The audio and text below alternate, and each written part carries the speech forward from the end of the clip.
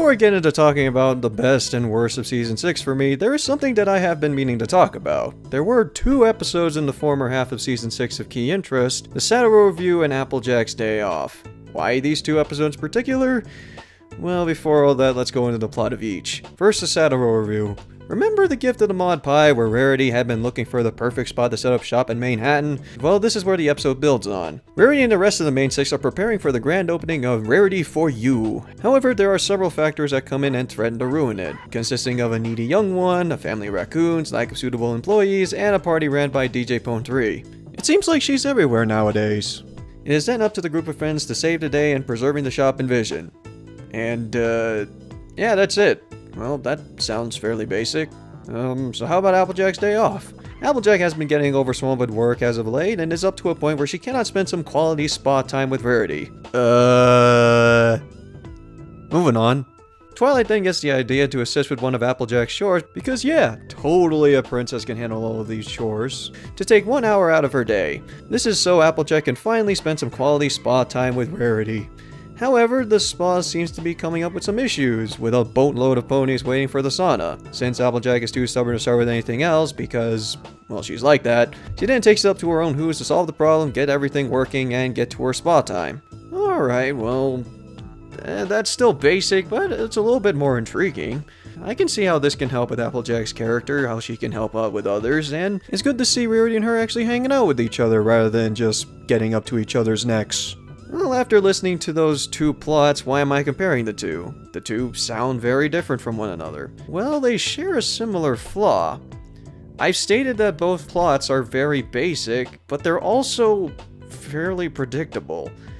I understand that I am an adult and not a child, as this show is geared towards, but allow me to explain. The Saturday Review has it so the main 6 try to resolve each of the conflicts by asking themselves, what would Rarity want? Or what would Rarity do? Which is what causes even more issues. The route that they should take is how to do things how they would rather than how someone else would, which is a sign of trust and understanding amongst friends. This is an issue because even before or during the time they had the idea of what would Rarity do, problems do arise and it's easy to see on how everything would fall apart. I would think the general populace would get where the issues will come, given the fact that the remaining 5 are going against what they would do naturally and against their better judgment. Heck, they even made that clear even by Pinky's standards and where she just plays shopping music rather than just stopping the party altogether. She is stopping a party. That's a big issue. Applejack's Day Off on the other side, I will admit is a bit more of a me problem rather than a general one. If you have a good understanding on basic cause and effect, it's really easy to see how the sauna issues arise, especially after I show Exhibit A, Exhibit B, and Exhibit C. Granted, I believe kids wouldn't be able to piece together things as quickly as someone like myself would. By all means, this could act as a basic mystery story that younger audience could get into, similar to episodes like Rarity Investigates or Mystery on the Friendship Express, teaching them how basic cause and effect works. Now, out of those 2 plots, you would likely say that Applejack's Day Off is more engaging. It has a mystery story so audience can participate, and, well, Applejack is resolving an issue, so that would already get the Applejack fans in there. Applejack has a more appealing issue to deal with, and our way of going about it would seem more interesting. By all means, this episode sounds great in concept and should be the better episode. So why do I enjoy the Saturday Review over Applejack's Day Off? Yeah, I'm jumping ahead a bit. I actually really enjoy the Saturday Review and dislike Applejack's Day Off. Why is that exactly? It's how each of the episode handles its plots. I said before that the Saturday Review has a fairly predictable plot and lesson. Everything goes wrong because the friends do things that they wouldn't normally do, but instead do things as they think Rarity would. Of course, problems will arise because of that. But I'm able to forgive all that if the episode still proves to be entertaining. Which this episode is. There's a lot of really good jokes in both the background and the foreground. Like this line, for example. I'll play it in full. Pretty much all I can do is look at something and tell you if it's clothes or not. This chair? Not clothes. I don't know what's with this line, but it cracks me up. Maybe it's the delivery, maybe it's the face that she makes, but it's just hilarious to me. And there's more brands of humor throughout. There's a reference to Too Many Pinkie Pies that I absolutely love that I'm not even going to spoil the punchline, it's that good. Even the framework of the episode, the interview, which they establish right in the beginning, I really like. The interview process allows each of the individual main 6 members to provide their own input, expressing their own thoughts, how they interpreted the situation, and allows their personalities to show, which leads into some really great responses, like Applejack and Rainbow Dash agreeing that Twilight Sweep song is weird and doesn't sound good. It's very entertaining to listen to their thoughts on Burden, and it adds more to the episode. That was the one thing that kept me going throughout the whole thing. Now, for Applejack's Day Off, this is essentially a mystery story, which I'm totally all for. My favorite episode is Rarity Investigates, and Mystery Under Friendship Express was alright, with barring issues aside. Applejack's Day Off is another mystery with Applejack and Rarity working together? Oh man, this sounds awesome! Yeah, this is great. So, how does this episode go about it? Walking and following pipes.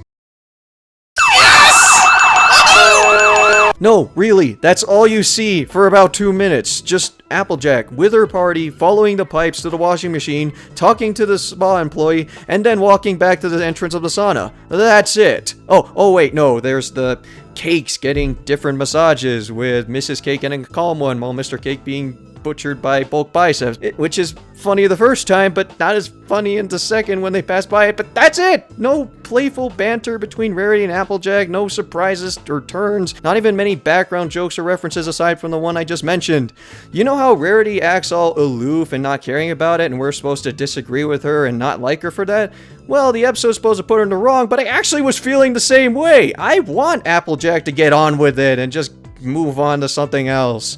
Even afterward, when Applejack has a Phoenix Wright-like revisualization sequence that puts all the pieces together, it leads into a montage with Applejack repairing the sauna and Rarity having a spa treatment. And then they head back to the farm. I seriously checked my watch and was appalled by how much time we spent back here. By the time we get to the farm, we've already had 18 minutes of the episode's possible 22. I still felt like we wasted our time. The biggest thing I will give credit for this episode is the lesson. It's a really good one. There are things that you may notice other folks have problems, but you need a friend to notice your own. That's a really good lesson and more applicable to adults, but kids might be able to recognize it. But this was not the best way of presenting it. Its portrayal is fine. I understand why they went about it, but I'm pretty sure kids would not appreciate being dragged along staring at pipes to learn it. Look, there is an easy solution to make this episode a lot more bearable.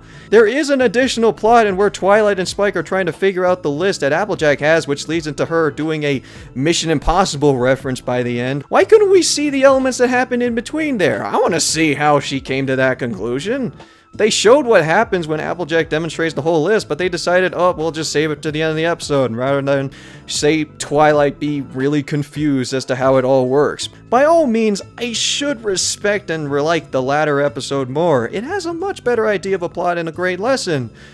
But its means of going about it wasn't that good in my opinion. It feels like I'm being dragged along by the muzzle without any means of entertaining myself. If this is your way of going about it, then I'm sorry. The lesson will not stick, and I'll just be stuck staring at my watch for the time being. The Saturday review had a lot of things going against it. Its predictableness would probably turn off some people, but it's more than made up for it by being genuinely entertaining that kept me watching. And the background elements is really good. Out of all of these, I am more likely going to watch the Saturday review more than Applejack's Day Off. By no means is it perfect. It doesn't even break the top 5 episodes of the season for me. But I do see myself watching this a lot more often for fun. For Applejack's Day Off, I felt like I was wasting my time. It's an 11-minute episode stretched out for 22, with no guys to make it not seem that way, and that's just wrong. Maybe there's something about Applejack's Day Off that you could like from it. By no means that this is an episode that is anger-inducing. I didn't feel so angry that I was present to turn the episode off, but I was bored throughout most of it, and in some regard that's even worse. Maybe you can find something else good out of it. It's by no means irredeemable. It has a great idea for a plot, but I don't see myself watching this episode anytime soon. I might as well take a day off from this episode and just take a look in the Saddle Row and wreck.